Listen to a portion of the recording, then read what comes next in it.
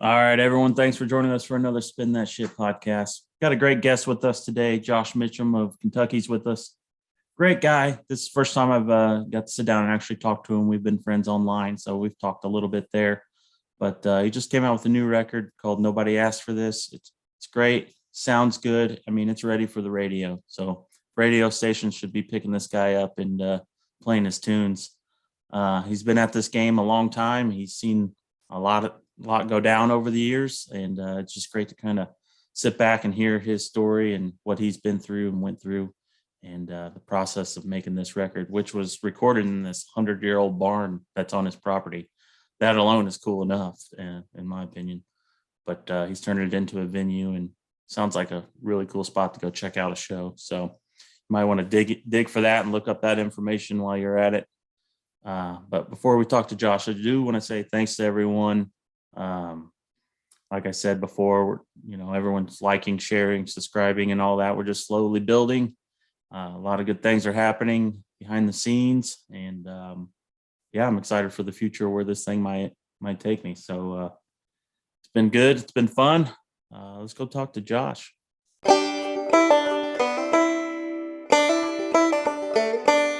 Just another day in paradise.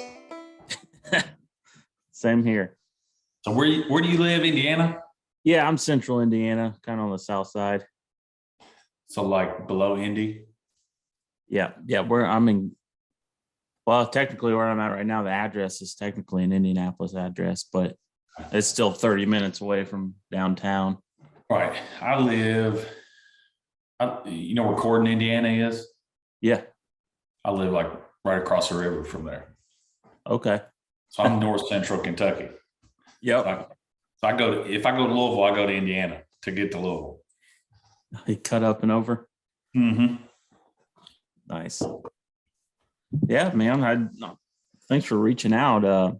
That's one good thing about this show that I kind of started. I've been meeting a lot of new people, new artists. It's a wild west of, it was just like a guy like me who I'm not in like a touring band anymore. So it's like, how do you continue to play music and continue to keep things moving? Well, you just use all the different resources that are there, Yeah, definitely. It's a weird time. I remember when Napster started, I was playing music, and then when Spotify started, I was playing music, and now it's it's like my record charting is misleading to a lot of people. So they're like, oh man, you made the top 10 on iTunes. I'm like, you have no idea how very little it takes. If somebody actually buys your record now, like it doesn't take that many because everybody's streaming. You know what I'm saying? Like it's not that it's misleading. It's just that you don't have to sell 1,000, or 10,000 or whatever. You sell a few hundred and you start making noise, which is interesting. Yeah, and frustrating all at the same time. I've never thought about that. Yeah, so like those charts are based on album sales, and I had a ton of people say, "Hey man, I got you on Apple Music." And I'm like, "Okay, that's great." that means nano pennies in the bank account, But yeah, so when they actually buy it, but the thing is, Apple doesn't shoot you to iTunes anymore. It wants you in the subscription service. So like, even if I share an iTunes link, it kicks people to the Apple Music, like the home of your album or whatever, which is fine. Like, ultimately it's not, that's not the big deal, but if you're spending thousands of dollars making a record, it's a big deal. Yeah. But for a guy like me who did it all here at home, being able to sell a few and get some notoriety from it, and again, it's like the charts are what they are, but it doesn't matter to artists, and it doesn't matter to people who listen to music. But for someone who's trying to get in, like book shows and trying to get into markets where you haven't been before, it's nice to be able to throw some of those things and say, I had a top 10 record, or I did I played with this person. you're playing that game of how can I do 7 degrees of Kevin Bacon and trying to get into this gig, Yeah. I'm doing the same thing. I'm just like you. Well, like no one, I started the podcast. No one's really taking it serious because he's only had, a few people on, 3 or 4, and just started snowballing. And the names are starting to get a little bigger too. And it's just like, and it's funny. It's funny too, how you can, if you just ask, hey, you want to do a podcast? And most people will say, sure. I mean, especially it maybe wouldn't have been 2 years ago. You'd had a hard time getting Sierra, to be on your podcast. Maybe, of course, you're friends with her, right? Yeah. That's the only reason I got the jump. But you know what I'm saying? But even still, it's like 2 years ago doing a Zoom podcast, people would be like, I don't know, man. That's kind of creepy. But that's where we've lived, right? Our whole, so I don't know. I don't know if we started or if we're rolling. We'll get into it. Okay. That's what's great about this show. I have no rules and no sponsors I have to please, so we can do whatever the hell we want. So I've been playing music for like 25 years, like out in bars and clubs and all that. But I was doing it while I was going to college. So I went to school to be an agriculture teacher, like FFA advisor and all that stuff. Okay. So for the first, I was in another group for about 15 years, and for the first 5 or 10 years of my teaching career, I was kind of doing both. I was working all week, and then as soon as school was out on Friday, I'd bust ass to wherever we were playing, and whether it was Nashville, and we were based out of Bowling Green, Kentucky, and so we played a lot around Nashville and in the South.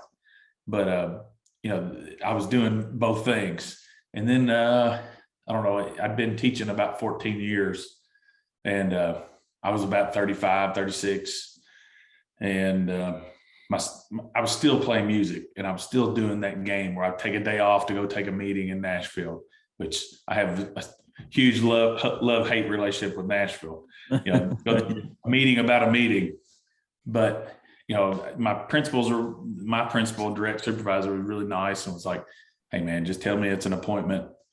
You don't have to say it's a music appointment.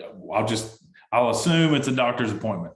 And so I was doing that a lot, but it started getting more and more days. He's like, "Man, we're gonna figure this out next year." And but my kids were telling me, "You keep telling us we can do anything we want and anything's possible, and we know what you really want to be doing. You want to be playing music full time." So I jumped ship and did it full time for like 5 years. I was with Jericho Woods, which was a Kentucky band. We had some decent success and music. We had music on radio. We had a small record deal. We had a CMT video. Like we thought we were crushing it, and it was awesome. You woke up every day and like, what am I going to do? I got to either get a gig, or I got to write a song, or I got to practice, or if it's Monday, I'm gonna sleep in because it was a long weekend. But yeah, so I went through all that to right at the end of 2019. We were going to kind of slow down for a minute and maybe take the winter off.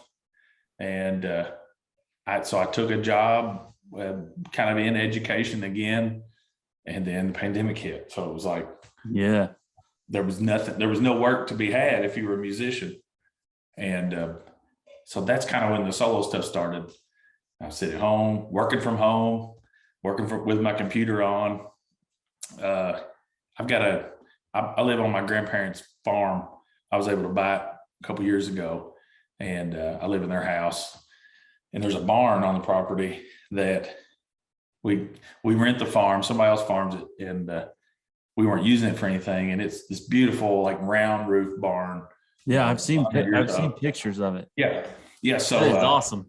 So through the whole pandemic, I would take my computer out.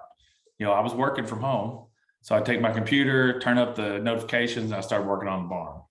And so over that first year, I got it basically finished, and we've been using it as a venue. So we did our first big show was last November. We had Tony Logue, Cole Chaney, Wolfpen Branch, which is a bluegrass band. And it was like right out of the gate, I wanted to have great artists come play on my farm. That, you know, it was a transition, and I wanted to bring it to my local people, right? So some of them were like, you know, I don't know any of these songs. I'm like, that's fine. Like, just sit, enjoy yourself, have a beer, just soak it in, right? And it wasn't like a month later, you know, Tony had his record came out and it did fantastic, and Wolfpen has a bluegrass single that's like in the top 10. And of course, Cole's had been having a lot of success, so it was like, you know, I was like, man, that was a stout first time out of the gate, you know. So yeah. But that was my pandemic project, was to get this barn to a place to where if I can't go tour like I used to, bring it to you. Just do shows here and leave on him with the band. Always had those midnight rambles. Yeah, people would come through New York to his studio, and they'd set up on Friday night, and he'd play with them, and they'd play a set, and you know, I was like, that's what it's all about. So yeah, that's bringing been the the push people here together. lately. Yeah, and it's I don't overdo it. We've got one coming up. Of course, Kentucky Derby is a big deal, and we're doing one on Oaks Day, which is the day before Derby. Yeah, that Friday. And it's a bluegrass band. They're Grammy nominated. Billy Strings beat them last year. It's Po Ramblin' Boys. Yeah. So one of those guys is from Kentucky, and CJ. They've been, well, no, not CJ. CJ might be from Kentucky. I'm not sure. Jug is the one that I'm friends with. Josh, big guitar player. Okay. But Paul, who plays bass with me in Jericho Woods, is a bluegrass guy and had played with Jeremy's dad and played with you know, a lot of the bluegrass greats. Got to play Opry and all that kind of stuff. So anyway, we got to be friends while they were in Gatlinburg. We'd go down and play Old Smoky, and I got to be buds. And when they saw the barn, they were like, man, we got to do a show for our Kentucky people. So excited about that show. Already thinking about what the fall show is going to be. But, you know, in between that, you know, my tour has been, you see my adult beverage Diet Coke. My tour is, it's all within basically an hour and a half of where I live. You know, it's because I really can't dedicate, I know what it takes, you know, to build that huge following. You got to go to a town, and 3 months later, you got to go back to that town. And, you know, 2 months later, you go back to that town. And then the work. Right. And I'm in a weird place where I've got 2 teenage kids and one that's 9, you know, where they're playing sports all the time and they're doing all these things. So I'm trying to marry all these things that are important to me, you know, because when I quit and play music full time, like they were the ones that took the hit. You know, it was like, Dad's not making any money anymore. And Dad's not home to help Mom drive us to school, and Dad's not home to go to my practices or my games. So it was like, I knew what I was giving up, and I knew what kind of spot I was putting them in. So I'm trying to be creative in this new space where it's like, and it's not even about being relevant, but it's just like, how can I get the enjoyment and have the fun, the excitement in like regionally, to where I can still take them to school in the morning. You know, most of the time I can still, I try to plan my gigs around, like I promised my daughter, her basketball season just wrapped up yesterday. And I promised her, after I missed her first game in the fall, I was like, I won't book any more shows on a game day. Give me your schedule.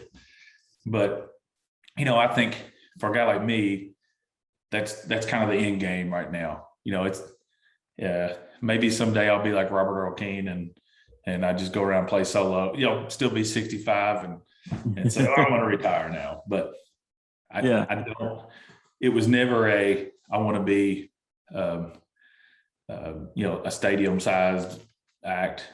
I was in a band called Floored, and this was from like 99 to 2013 or something. And like I said, this was when Napster came out and like destroyed the record industry the first time. We picked up a manager. they were managing Little Big Town, who have done okay. And we were going out and opening shows for them. And it was kind of that, you're either in or you're out situation. And he was going to put us out on tour, like the state fair circuit, and do all that stuff. Yeah. And it, and I had to just decide, I was in a meeting in Nashville and we just had our second child. She was a little bitty. And it's like, that was probably my most legitimate shot at it being a full-time thing. But also knew that I'd probably get a divorce and I, maybe wouldn't see my kids. So I'm probably the guy that's passed up opportunities to be a huge successful musician, maybe, but I don't know. Like I've never been prepared to sell my soul for it either. So. Right. Yeah. Yeah. It's hard to balance priorities and all that. Yeah. That's the real kind of work. I think it's not impossible, but I think if you asked a lot of like really successful musicians at the end of their career, what do you wish you'd done different? I hope they say it was all the things that I've done that's kept me from being a super successful musician. Yeah. I don't think I'll ever regret, those decisions, but it is at the, you gotta take the gig instead of the birthday party. You're missing everything because it's the work, right? Mm-hmm. And I did it for a little while and I realized that it was a pay to play industry, at least the part of it that I was in. And every time we hit a milestone, it was like the amount of money that you needed to do the next thing, like went up like tenfold. So yeah, because we were totally independent, and we did have a manager. And then when Jericho Woods got their first record deal, it was the independent record label out of Louisville, super nice guy who's since passed away, gave us a shot, paid for the record, paid for radio, promoters, and paid for all that stuff, marketing, all this crap that we do, on our Instagram by ourselves now. But, it was just like there was never enough money. And like you'd move the needle just a little bit. It was like, well, if you want to do this, like here's the premium package, here's the platinum package. And I remember we were playing like 7 straight days at Kentucky State Fair. And our manager called and said, we shot a video in our hometown, like had a bunch of people there. It was really cool. And if nothing ever happened, it was cool to have that video. And, but when we got the call from CMT that it was going to be on, I was like, oh my God, that's a game changer, right? Not that anybody watches videos anymore, but she was like, yeah, first thing I'm emailing you a Viacom licensing application. It's going to cost you $1,000, but you have to sign on for this licensing thing with Viacom. And I'm like, what? We got to pay $1,000 now? Like after we've already paid to have this video? Like CMT can just play our video. Like we don't have to pay for it. So it was stuff like that at every turn. And for every 100 questions, you got 99 no's, right? Nashville was it's brutal. Like I love it. I love hot chicken, and I love the Ryman Auditorium, and I love popping over the hill and seeing the Batman building. But sometimes I wish we didn't live so close to Nashville, because you naturally, like, that seems like the place that you should go and try to operate out of, right? That's where the business is. And I told a guy on a podcast not too long ago, it's like when I started playing music, I felt like I was playing this kind of music. But if I stand on one side of the room and I just poke you 1,000 times, after a while, I've pushed you to the other side of the room, right? Yeah. And every producer that was like, let's use a little bit more, grungy sound guitar on this one, or let me sample these drums on this. And you're like, okay, whatever, you're the expert. And at the end of it, you're like, what the hell? Like, it doesn't sound like what I did 10 years ago. But it was still fun, and it was awesome.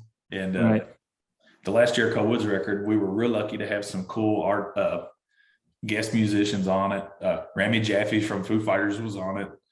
He was the one headlight keyboard player on the Wallflowers that hit they had. But we had Jimmy Mangley, who's fiddle player for Garth Brooks, played on it. Yep, has a ton of cool things happen, but it just never led to the cover of Rolling Stone. So, yeah. So what do you do? What do? You buy a MacBook and you buy, some PreSonus gear and some mics, and you go out in your 100-year-old barn and you just say, screw it. I'm just going to record my own music, put it out on regular old distribution platform, send emails saying, hey, this is the guy who recorded this and wrote the song and sang it. I don't have a manager or a publicist or anything. It's just me. If you'd like to help me out, that would be awesome. It seems like those emails get a lot of mileage compared to paying somebody to do it. And it's been pretty cool these last few months. So I think I'll keep doing that. Yeah. So on this record you just released, it's not even been a full month, has it? No, it came out February 18th. That's right. So on that, you recorded all this in the 100-year-old barn. Is it just you kind of or is there someone in your ears, change this, do this, or just it was just me. Like I probably made some friends mad because I'd be like, I want you to do it this way. And then, and I kind of done a mix myself and sent it to a guy who was going to mix it for me. And he did one and sent it back to me. And I was like, I said, man, that's not it. I said, I kind of got it to the place that I wanted it. And I hate for you to tear all that apart just to, reinvent the sound that I already had. So I was like, I think I'm just gonna leave it the way I had it, even if it's wrong, because if you do it and it's not just right, I'm going to hate you. And if I do it, it's not just right, I'll be like, well, that's the way I wanted it. But so, I did the engineering and the producing and the mixing, I turned the knobs. But as far as musicians, I still had a lot of friends play on it. And another advantage of the COVID thing was that, like, my buddy Will, he was in Jericho Woods, played drums, but he also is the touring drummer for LV Shane. And so him and the guitar player that was with us are both with LV right now.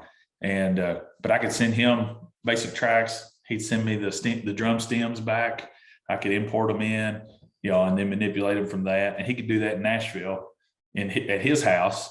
Because of COVID, he's had to adapt. Yeah. And now all my buddies are set up to do, virtual sessions and it just made it so much easier than renting out a studio for $1,000 a day, which we've done that too before. So I could take my time. I probably started on it at the end of last summer. Of course, I'd already written most of the songs probably. But it was just one of those things where you just, I would say, hey, I got this other song. Can I send it to you? He's like, yeah. And when I get to it, I'll send you the tracks. And then Paul would come play bass because he lives close by. And I'd always make sure there was beer in the fridge. And usually he wouldn't charge me anything. But, it was like I wanted to try to, I've recorded in like Omnisound and I've recorded in La La Land and Louisville, all these really nice studios. And I was like, it's really the environment. Now, obviously the equipment in those places is better, but to my ear and for just trying to accomplish like getting the song out there and trying to find a sound that's close to it, I was pretty happy with the way it turned out.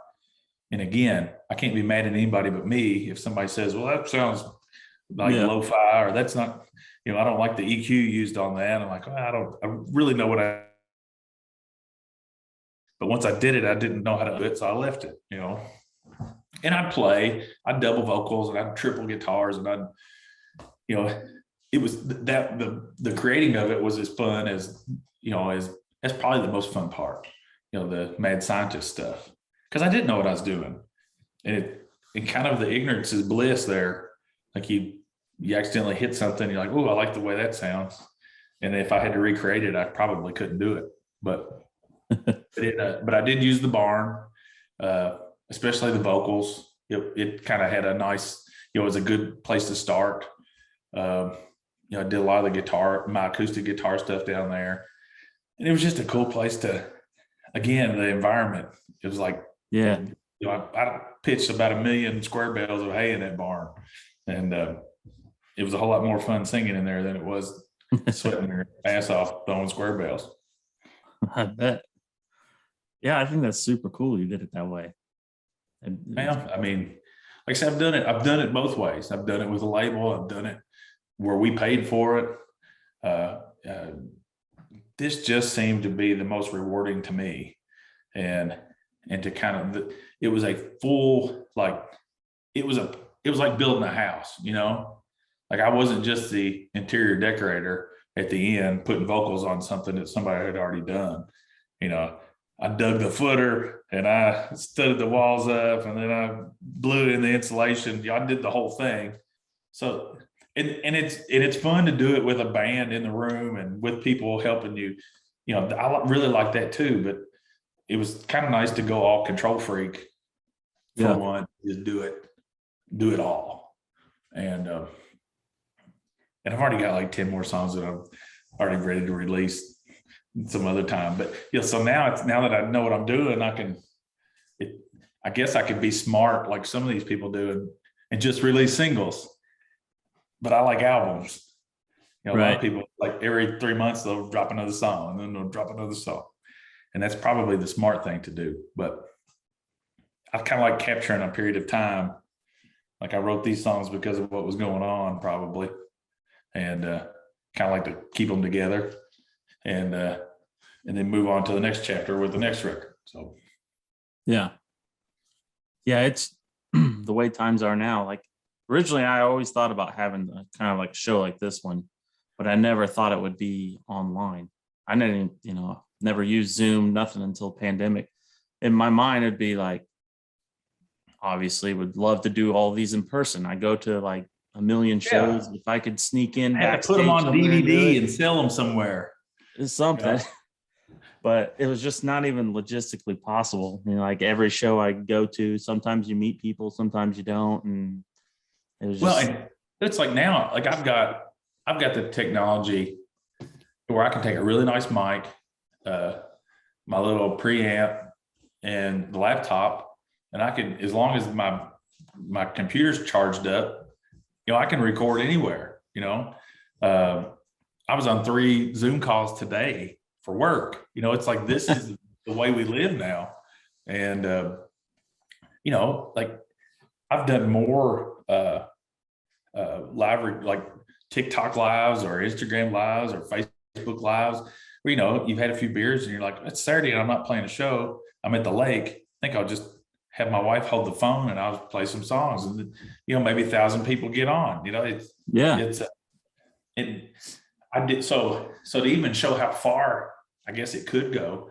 My son has an Oculus, the virtual reality things or whatever they are. Yeah, I've seen those. I'm no good at it. I've tried. The only thing I've done with it is, so on Super Bowl Sunday, Facebook and Oculus were sponsoring a Foo Fighters after party concert on the Oculus. So it was a pre-recorded concert, but they did it in 180 degrees. And so you put the Oculus on and you went into this like lobby and a kiosk like pops up like a menu and it has all these events that you can be in. And there was the Foo Fighters thing. So I clicked it with my little imaginary hand and you go into this, like, it looked like a sound stage and they come in and they plug in and they talk a little bit and then they start playing shows and I can look around and see the other people like standing there with me with their little animated, whatever they made their face look like on their homepage or something. What do they call those? Your I don't know, profile emojis or something. Yeah. Anyway, so sit there and watch the 45-minute concert. And I was like, I'm in my pajama pants. I just ate a whole bunch of like buffalo chicken dip. Watched the Bengals lose, which I was bummed about. But I'm sitting here watching a concert and I'm like this could happen. I could have just paid $50 for this and saw a live concert and it could have been filmed anywhere. And So it kind of blows my mind what is possible, but at the same time, there's still nothing better than me going to the little, bar an hour from here where it's just me and it's the regular folks. And they say, I'll play that one you played last time. And somebody spills their beer on your guitar case. It's like you'll still never be able to replace that. And right. I was lucky that there were some places that even through the pandemic were like selling food so that they could stay open. And as a performer, I was pretty safe because you're up on stage, you're away from people. Right. They brought me drinks. I didn't have to get up and walk around. I was playing to full capacity, which was like 25% capacity. So for the first time in my life, I was selling places out. You're selling it out. Yeah, but it was fun and exciting, and I didn't have 5 other guys in the band to try to get paid. I didn't have to worry about the van breaking down or that was the fun part about doing that whole touring thing. But it was nice just go play. If they request Leonard Skinner and I want to play it and they got $20, I can do it. Or I can tell them go to hell. I don't do that. I didn't have as much on the line, and it was I had a little bit more freedom. Yeah. I don't know what question you asked me, but we talked about virtual reality and all kinds of good stuff. And Freebird. I think we should probably back all the way up for the guys listening. So if they're still here. Oh, they're here. We got millions of fans. You just don't know about them yet. So you were born in Kentucky? Yeah. And a place called Hardinsburg. Hey, buddy.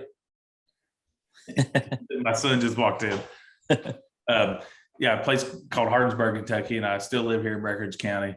I was born in 1979, back before cassettes, back when 8-tracks were king, and disco was the only thing on the radio. Oh man! But I always played, I always sang, but I really didn't start playing guitar and stuff until I got to college, and it was kind of one of those things where I just gotten a guitar like for Christmas, and I walked in from work. I think I was working at the Gap or American Eagle. I was in the lobby of my dorm, and there was 2 guys sitting there playing, Sweet Home Alabama probably. And I was like, hey, do you care if I go get my guitar and come back down? I'm trying to learn. They're like, yeah. They're probably thinking, what a chump. We'll show him how to play an A chord or something. But it ended up being those 2 guys were in a band with me for 15 years. And so started playing college bars, being like the Thursday night cool spot to be. And then, but then we'd start touring, and this was with a band called Floored, and toured all over the South. Things that I didn't realize then that I know now, like we had APA as our booking agency, and we had management, and I'm like, why aren't you getting me a record deal? I was probably a jerk, but they were like, hey, we're doing the best we can. Any help you could provide would be nice. But I was like, no, you're getting 20%. I'm not sending any emails, but I always played music, even as I was doing my career. Like it always was still happening, So what were you listening to though? I kind of jumped ahead. I went like 20 years ahead. Was I listening to? Okay, so this is funny because what'd you grow up on music wise? So mom always sang in the car. I went to church, but I was Catholic, so it wasn't like it was like funeral dirge music with old ladies up in the choir. You always felt like they give you that Catholic guilt where you feel like you're at a funeral like every time you go, and you leave thinking I'm going to hell for sure. So I mean the music was there, but it really wasn't church.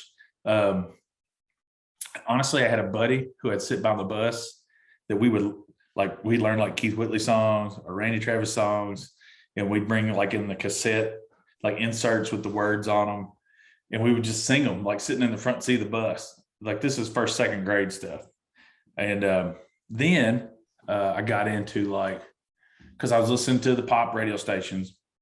Right. They'd have like the Hot 9 at 9 or whatever, and I like Boys to Men, and some of those, like the vocal R&B groups were popular. And so when I should have probably been listening to like REM or something, I was listening to Boys to Men, and I would did sing to too. little girls at Little League Park. And mom's like, what are them girls having you do? I'm like, I'm singing, this song. And she's like, well, sing it to me. And I don't know what it was, like Cooley High Harmony or something. But that was the first time where somebody had been like, hey, I really like the way you sing. So when I got to high school, I did chorus, and and we're in a small town, but we had a really awesome like choral director who made it like the cultural event of the year was to come to our school and watch these big shows that we put on. And where it would have been real easy to be like, that's lame, like, only your parents come to it. It was like a big deal, like big production, people dressed up and they had a meal and they did all those things. So again, I was put in front of people who already probably loved me, felt comfortable, and then was receiving all this positive feedback like, hey, you're a really good singer, you should keep doing this, which ultimately ruins a kid's life. Because if you go and I almost went to UK on a music scholarship, which means I'd probably be a music teacher right now, making about, $15 an hour. But at the last minute, I went to Western and decided to become an ag teacher, which I mentioned earlier. Grew up on a farm. My dad had been an ag teacher. I paid for, college with calf money from the cattle that I owned, and working, in tobacco and hay and all that stuff. So it seemed like a natural thing for me to do. And again, it was performing, standing up in front of kids and trying to keep them entertained. It's like being a stand-up comedian, and it was exciting, and I liked it, but it was always like I was living a double life. Like I'd have to put on that face, like super happy to be here today, even though I'd played in Nashville and didn't get home until like 3 o'clock in the morning, and just kind of splashed water in my face and put a tie on. And the other teachers probably knew, but the kids never knew, as far as I know. But it was just, music was always that thread, but I never ever like took like the big plunge, but I finally did. But throughout college, I was more like into like Black Crowes and like Ray LaMontagne, and then a lot of like, the regular stuff that you go through. You have your 70s rock phase where you're watching Led Zeppelin documentaries and doing all that kind of stuff. And I was really stuck on that kind of music probably for up until within the last 5 or 10 years. And then, kind of there was like a whole like kind of folk revival. I started listening to a lot of singer-songwriter stuff, and but most of those songs that I would write wouldn't end up on band records, right? Because they were sappy, they weren't upbeat, they weren't something that you wanted to pound Jaeger bombs to. So, I just kind of kept them back here on the back burner and saved them for some of the stuff I'm doing now. Yeah. But the last record Jericho Woods did was like a 90s country record. And we were about 3 years too early on that one, I think, because I think I just saw there's a couple guys down there in East Nashville putting out 90s inspired country records right now, and it seems to be really hip. So right now we were kind of back. Maybe we were, you're the father of bringing it back. Well, I'm the illegitimate father. Nobody knows who the dad was. But yeah, the first concert I ever went to was Hank Jr., Sawyer Brown, and Steve Wariner. I was a kindergartner. And wow. I went to see Sawyer Brown because I loved Mark Miller, the lead singer. And of course, then Hank came on. And about 3 songs into Hank, he blew a transformer And I was already crying because it was so loud. I mean, I'm 7. And so as we're leaving, going out of Freedom Hall in Louisville, all the lights go off, and I screamed more. It was awesome. But 18 years later, I'm a senior in high school, and I'm back at Freedom Hall, and it's Garth Brooks, and he's swinging from the rafters, and he's singing like a James Taylor song, and then a Billy Joel song, and then some old country standard. And it was like, man, this guy, like, this is the best thing I've ever seen. Of course, he blew up country music forever. He made it rock and roll, and probably paved the way for what we have now on major radio stations, country radio stations anyway. But I loved him, and I loved that whole the entertainment part of it. But I guess you would say that my musical taste have kind of been all across the map. Yeah, mine too. Well, I've got a secret dad rock, like grungy pop rock record kind of sitting in waiting. I don't know what I'm gonna do with it, but I got on a kick where I was like, man, like, I love Butch Walker, and I love Foo Fighters, and I love, like, that kind of music. And so I just started recording some of it. But then it's like, what the hell am I to do with it? This isn't what I do, or what people think I do. So I don't know. I may drop a surprise record maybe this summer or something for the lake. Yeah, with some rural dad rock fantasy music. That's awesome. Dad rock. Who do you listen? It is. I mean, I guess it is, because Dave's 54 or 55 now. Yeah, he's still my favorite, but he's a dad, and I'm a dad. It's like I said, I love the fact that I take my kids to school every morning. My cat's in here eating food. Come here, Raja. Yeah, I think Foo Fighters, they're coming here. It's sold out. Oh man, so it's been 10 or 12 years ago now, but they were doing a secret pop-up show. I think it's when they were doing where they were recording a song in different cities for a couple records ago. And so they were doing a pop-up show at the Ryman on Halloween. And I found out about it like the day before, and tickets went on sale at 10 o'clock. And I was sitting in a building with terrible cell phone service. It's like, 9:58, 9:59, just like bye, and never could get it. And they dressed up as Kiss that night, I think, and played a surprise show at the Ryman. That's hilarious. So what is there any embarrassing music you listen to? Embarrassing music? Something you I don't know. tell I know people? all the words. I know all the words to Hamilton, and what's the new Disney movie, Encanto or whatever? Like, That's not on purpose, though. They don't talk. We don't talk about Bruno. Yeah, but I like it. I ain't gonna lie. Yeah. Who's an artist you would like to work with? Oh man. So my late father-in-law told me I wasn't shit until I played with Willie.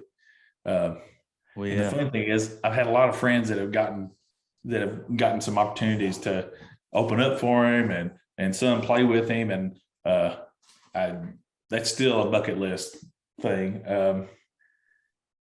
I really like Ryan Adams. I know he did some things and said some things that kind of made him a pariah, and he kind of got canceled a little bit, probably for good reason, but I like his music. I mentioned Butch Walker earlier. I really like him.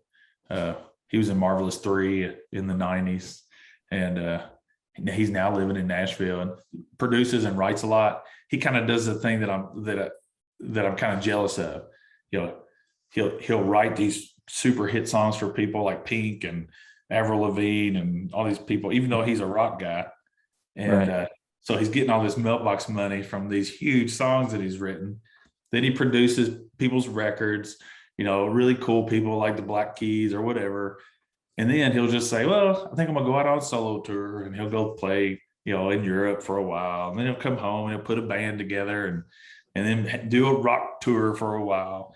It's just kind of like he seems like a Renaissance man in all those different areas, and it never like gets too deep into one, but always kind of has his finger on the pulse of everything that's going on. So that's what I'm working towards. I'm trying to get multiple sources of income and multiple things to do in music, but kind of have a home base, Right. But I'd love to work with him. I think he's awesome.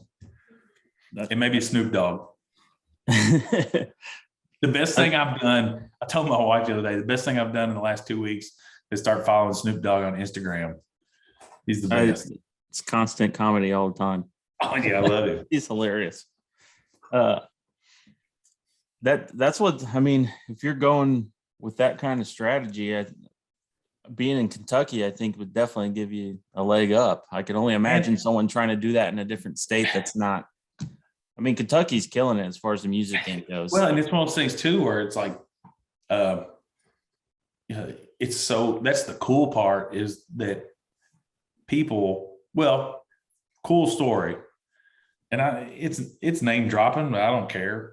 So played in Bowling Green. I probably played 1,000 shows in that town because that's where I went to college. Well, there was a band from a high school there called Perfect Confusion that we used to play in like Battle of the Bands and all these things. Well, we were headlining a show at a place called Tidballs, and this band Perfect Confusion changed their name to Cage the Elephant, and they were opening up for us that night, and it was the first night that they played under this new name, Cage the Elephant. So I had a sticker, and I was like, Matt's a super sweet guy, and they were kids, they weren't even old enough probably to be there, but it was their first getting going gig as Cage the Elephant. Now they've multiple Grammys and all these things, and they still come back and play around there some. But if you've been in the music industry long enough in Kentucky, anybody that's famous in Kentucky, you've probably played with them. I remember the night that I met Tyler Childers. We were playing in Lexington. CJ from the Wooks, who you just did a podcast with. CJ is friends with Paul, who's our bass player, and him and Tyler had been writing a lot of songs together, and he brought him to the show, and he was like, "Hey, this is my friend Tyler." I'm like, "Hey, Tyler, nice to meet you." Didn't think anything of it, he was just some kid. I mean, this is like 6-7 years ago, and but that kind of stuff happens all the time. I remember seeing Chris Stapleton in Nashville at William Morris one day before Traveler came out. I think Traveler may have dropped that Friday or something, but it wasn't a hit instantly, right? It just came out and it did its thing, and we were like, "Hey, Chris, record's great, congratulations!" And of course, he's socially awkward, especially at that time. He's like, and Morgan's like, "Thank you very much, and we appreciate it." And then he does the Justin Timberlake duo. Yeah, that put him on that whole nother level. He goes from playing, your local bar to legit like playing stadiums. I mean, it was like, and he hadn't stopped. He's been on the same tour for like 4 years now. And Traveler's still in the top 10. If you want, we're talking about records, Traveler and his last record are both still in top 10, like stupid, crazy, success. I partially saw his concert a couple of years ago. What happened? I drank way too much. Well, it happened. So I'll have to catch a different show. Well, so one of the other things I do is I paint, and like not fine art paint, but like I do commissions and murals and things like that. And nice. through some music friend in Nashville who owned a marketing company, he was working with Brothers Osborne with a Ram, like a Dodge Ram commercial thing. And as a gift, he wanted to give them paintings of this theater that they'd helped restore down in Florida. And so I did these paintings for him, and they were delivered to them. And John Osborne had sent me an email saying, "Hey, appreciate it. It was awesome. If you ever need anything, let me know." So my dad and I do this cool thing where like we do a concert swap. So like he'll pick a show and buy the concerts, and I'll go with him. And then I'll pick a show and buy the tickets, and he goes with me. And before the pandemic, we were doing it every couple months, right? So anyway, I hit John up and I said, hey, you are playing with Chris Stapleton at the Yum Center in Louisville. I'd like to take my dad. Can you help me make it, cool? I don't care to buy the tickets or whatever, but can you add a little something? So he's like, don't worry about it. Your tickets will be at the door. We'll have you some meet and greet passes and all that kind of stuff. So, but we got to watch them and Chris that night and Kendall Marvel. And Chris is just like, he's an alien, man. It's a monster.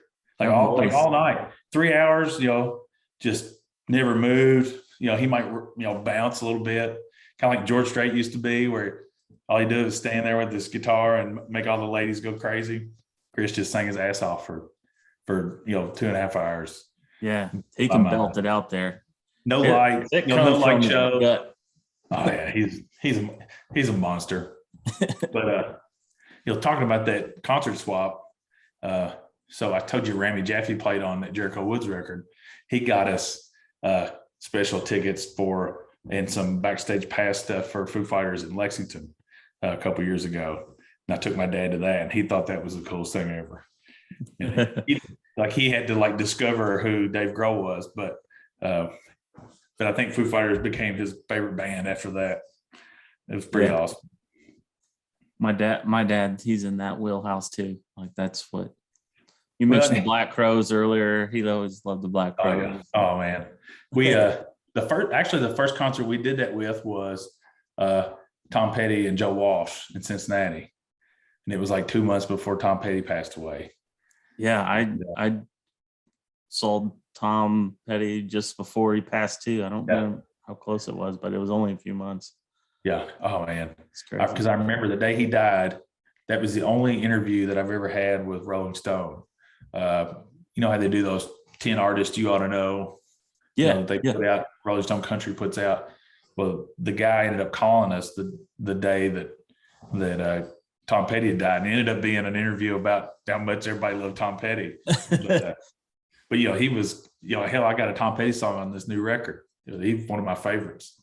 But Dad loved Joe Walsh, so he thought that was the baddest thing he'd ever seen. Yeah.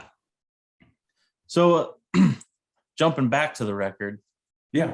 The single that you released quite a bit before the actual record came out, Between This Bottle and You. Yeah. That's the opening track, right? Yes. I think that song is great. And a lot of the songs on there. I also like Too Mean to Die. Yeah. That one's a fun one. So that was just one that was just I was messing around with this. This is my late uncle's 54 Les Paul Gold Top. And I was just messing around with it and a lick kind of came up, and it wasn't anything I was going to release. It was just, I got to get this lick down. And then started singing over it. And I was thinking, this could be kind of like a bluesy black spiritual kind of sounding thing. And it had no intention of putting it on the record, but I liked it too much. Between This Bottle and You, I wrote that with Josh Wrinkle from Poe Randall Boys. Okay. They're going to be on here soon too. I've been talking to his people. Heck yeah, man. So. Yes. CJ and all them. Today's Jeremy's birthday, actually. The banjo picker. I think he turned 30. He's a baby. I'm 35. I'm full. I've got a song. Jericho Woods has a song called 35. You need to listen to that. But I'm 42. I think 42. You forgot. It's been a long couple of years, man. After, I was at the. I had carpal tunnel surgery, because I'm old, and I had therapy today, and there was everybody was in there talking about what was wrong with them. And of course they were all older than me. And I said, I know y'all don't want to hear me complain. I was like, 40 hit me like a ton of bricks. It was I was good. I could go play pickup basketball. I could run. I could do all these things. And once 40 came, Paul, who played bass with me, is a little bit older. He's my cousin. He's like, you just wait till you hit 40. You won't be able to see, everything was and seriously, we'd be driving the van, and it was it's like a I mean, literally, it's like my check engine light came on for my body. And like at night, it's like being in the what is it, the Millennium Falcon? Like when they go on a warp speed, like every time you see it, you meet headlights, you're like, oh my God, I hope I don't run off the road. And my knees hurt. I had to buy a new mattress with like adjustable like things. It's rough, man. You just wait. You got 5 years till the bottom drops out. I was gonna say I already feel it. Well, I used to tell people, they're like, well, what 30 feel like? Oh, they felt like 29. But 40 kind of felt like 45. Yeah. It was rough. It's getting better, but I'm having to take care of myself a little bit better. Yeah, make the adjustments as you go. 3 beers a day. Like that's the magic number. Yeah. Yeah, I've learned to keep that stuff under control, and I know my limits now. You skin that coyote yourself? Yeah, I'm a trapper. Are you really? Yeah, I'm a taxidermist for a living. No kidding. I work for my father-in-law, but we put on a show. I'll send you a link. It's called Hoosier Trapper Outdoors. Heck yeah, man. And we travel around trapping animals and, helping farmers out. I probably watched YouTube videos of you trying to learn how to do it. I did a bobcat I guess about a year and a half ago.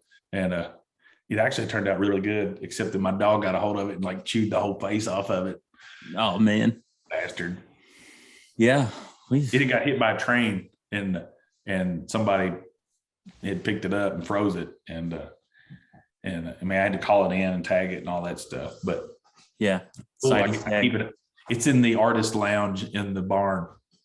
Oh yeah, I got all kinds of fur in here. And I told my wife I was going to make her a purse. And she was. Here's a funny one I got right here. Let me see. It's a beaver pillow. Oh, I've seen those. That's from like the very first beaver I caught, like in high school, years ago in high school. Still got it. I was gonna say that's a good high school joke that you got a beaver pillow. Yeah. All the kids want one of those. And that's awesome, man. Yeah, I mean I just went shed hunting the other day. Deer hunting's real big around here. They're like rats. I mean, they're everywhere. And yeah, my son just got his first buck back, I guess a couple months ago. Little bitty 8, but it's in our living room. So all country stuff. Yeah. Yep. People, that's the thing. It's like sometimes I get frustrated. It's hard to when you put yourself out there, it's hard not to compare yourself to other people or to, you have to be real careful about watching other people's success and comparing it to yours or their journey compared to yours. But, doing a lot of work in Nashville, it was really frustrating to see people, pretending, doing pretend country where, or criticizing the music that I did. And I'm like being too pop or too polished or too produced or whatever. And I'd be like, man, but like, where I live? Like when I open my mouth, it's country. Like I didn't have to train myself to talk this way. Like you didn't have to and yeah, I flunked my freshman Spanish final because I swallowed dip the whole time and got sick, right? That country stuff. I don't know. It is frustrating because when people put on the nudie suits and the sparkles and they do all that stuff. Yeah. That ain't it, man. Come cut tobacco for a day. Let's work cattle. Let's go break ice in the wintertime so the livestock can drink. What I'm talking about. Oh yeah. Those all sound like country song titles right there. I guess so. I guess I could, like all the shit that I hated to do when I was a kid. I'm gonna write a song about each one of them. Right. I'm glad that I don't do this stuff anymore. Album. Well, man, I really appreciate you sitting down with me. I'll definitely come down. I'll see what I'm doing on the Oaks Day, and I'll come to that barn for sure. Just tell me, man. You're on the list. What is it? May 6th? May 6th. It's Oaks Day that Friday. That Friday. Okay. I'm probably an hour and 45 minutes away from you. Yeah. Yep. Not far. Hey, at all. that'd be a good day to do a podcast with Paul Ramlin boys. Yeah. Because they'll be there. I'll probably do one start before. doing these in person. So I mean, that's the way. It's like the Joe Rogan stuff, regardless of your politics. Like, it's so much more fun to sit and listen to people just have a conversation about something or nothing, and let somebody give you their whole thought process behind something instead of a 30-second, Instagram video or a 5-second blurb on YouTube. I like that long form. Let's just chew the fat for a while and see what happens. Like, right.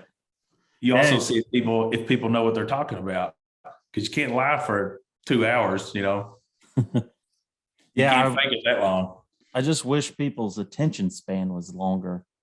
They are the right people will sit. I feel like the right people that truly love music will find this podcast eventually, given time. Well, 45,000 people found the Sierra video or whatever it's up to now. So it's like 50. Yeah, that's crazy, man. She's crazy. Like I said, you just never know what's gonna. That's a weird thing about today too. In a viral society, it's like you do one thing and it goes completely out of control. You're a TikTok overnight success or something. Yeah. Did you see the little music video I did with her? Yes. The rainbow. That was inside my father-in-law's shop where we do all the taxidermy stuff. Okay. That was shot just on a whim. She came up. We had a Trapper's Day rendezvous at our shop. And there's, a few hundred people there. And I invited them up to come play. She said she'd do it. I was like, great, we'll set it up. And, she played for a few hundred people while they're eating lunch. And so that night, I didn't want them to make the trip all the way up here for next to nothing. So I called my friends over at Duke's Indy, the bar downtown. I've never played Duke's. You got to go there, man. It's great. Yeah. It's probably the best spot in Indiana. My buddy Jason Evans was just there the other night. Yeah, I saw that on the bill. Yeah. But so they threw her on the bill. They played that night, and then it got to being like midnight. And she's like, well, you were talking about how you're doing all that editing and stuff. Let's go make a video. I'm like, it's midnight. Hey, when a girl tells you she wants to make a video at midnight, you say yes. So we did. She went. Nate was with her at the time, and I had them set up in a buddy's trailer of mine where they could stay when they came up, and so she was getting ready, and I threw her we made it with like 2 cameras and this exact microphone here.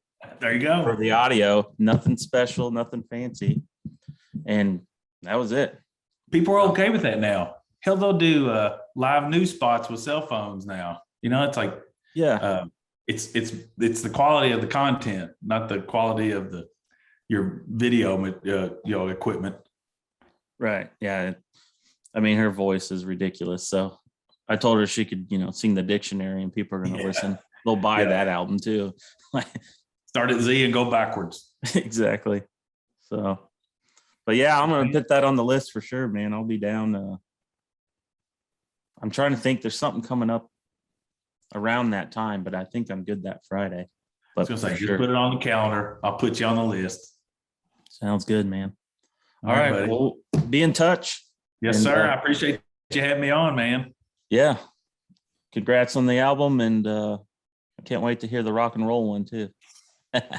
I'll probably have come out under like some kind of pseudonym, like crazy name, like a pseudonym or something. Yeah. But I'll tell you who it is. Okay.